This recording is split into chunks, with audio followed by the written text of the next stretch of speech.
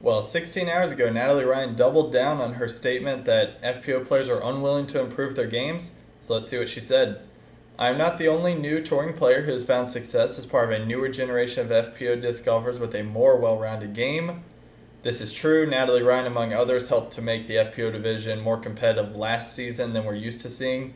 Attributing this success only to the fact that I'm transgender ignores the hard work I put in to gain competency in every shot shape and angle, but it also ignores the fact that others have done so too. To this piece, I would say that people are not attributing her improvement in her game to the fact that she's transgender. She is a better disc golfer than she's ever been. She's scoring better. She's rating better than she's ever been or been able to. So all of that is not being attributed to the fact that she's transgender. What is being attributed is the fact that she's winning these big tournaments and winning all this prize money that people, overall the consensus is that she would not be able to achieve this type of success on the MPO side where people believe she should be playing. So I think it's kind of a two-part statement. I think on the one hand, no one's attributing her becoming a really good disc golfer to the fact that she's transgender, but they are going to continue attributing her success on the FPO side to the fact that she's able to play in that division. Moving to the next page. So my most active detractors have been complacent and haven't improved their games in years. Wow. They only have started due to the evolution of FPO that now requires it to win. So she takes that statement up from the GoFundMe page and truly doubles down by going from saying that they don't work on their games to that this has been going on for years. No one's been improving their games. Pretty wild statement. They only started due to the evolution of FPO that now requires it to win. I would say to this piece, I don't believe that they just started trying to improve their games. I think anyone who's been on tour, in order to remain on tour, they're practicing a ton. It is their job. It's their livelihood. They want to win tournaments. They want to win prize money. They love disc golf. There's so many reasons that these players have been and will continue to improve their games.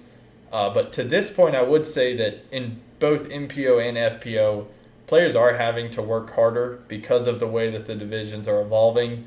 What it took to finish top 10 5 years ago was a lot less than what it takes now to finish top 10.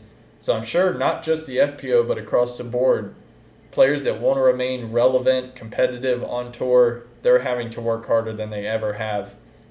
So there is a bit of truth here. I just don't believe that they just started due to all this. I think, if anything, they're ramping up because of the increasing parity in the FPO and MPO divisions. They won't speak up despite the survey pointing to disc golf leaning more conservative, disproving their fear for being canceled. For starters, I think disc golfers overall are not a very combative group. I think people are mostly laid back and don't want confrontation. But to the part about the survey, so yes, the survey indicated that disc golf leans conservative, but that doesn't mean that this thereby disproves any fear of being canceled. It doesn't matter if disc golf's 99% conservative. If player A makes a statement that company A, their sponsor, doesn't like, regardless of 99% of players, fans, whatever you want to say, agreeing with it, it doesn't mean that that company still can't decide to cut them for a statement that they believe to be transphobic.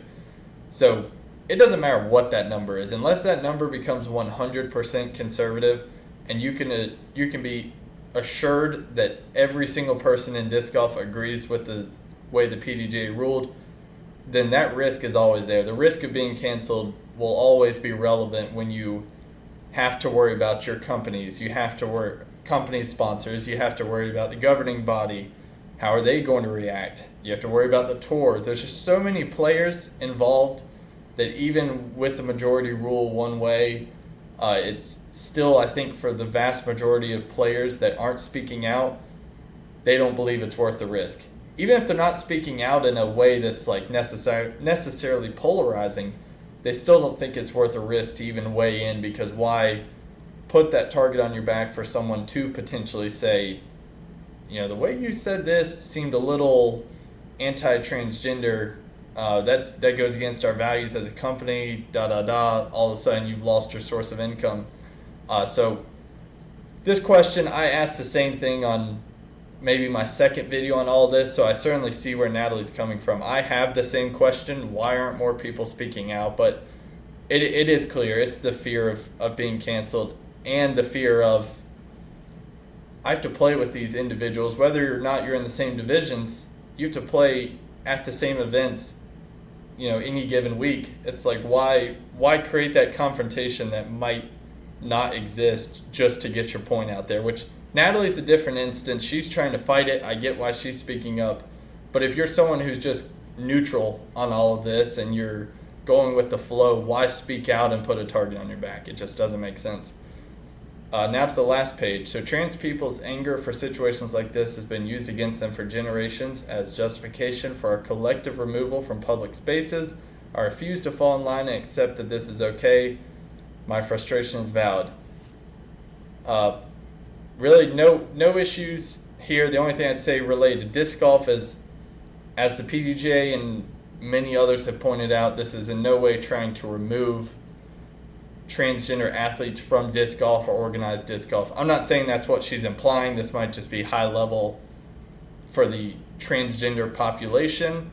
But related to disc golf, we have the divisions to accommodate anyone and everyone. So disc golf is, even with this new ruling, trying to remain inclusive. And so anyone who says they're trying to take my disc away from me so I can never play the sport again, that's just not true. As the PDGA has set it up in a way to be fair, inclusive, fun for all players, even if people don't see it that way. So that's it for today. Honestly, unless someone else speaks out on the matter or something breaks with the new lawsuit, I probably won't do many more videos on it, since it really seems like we're just kind of in an in-between phase waiting for the next block to fall. So thank you, everyone.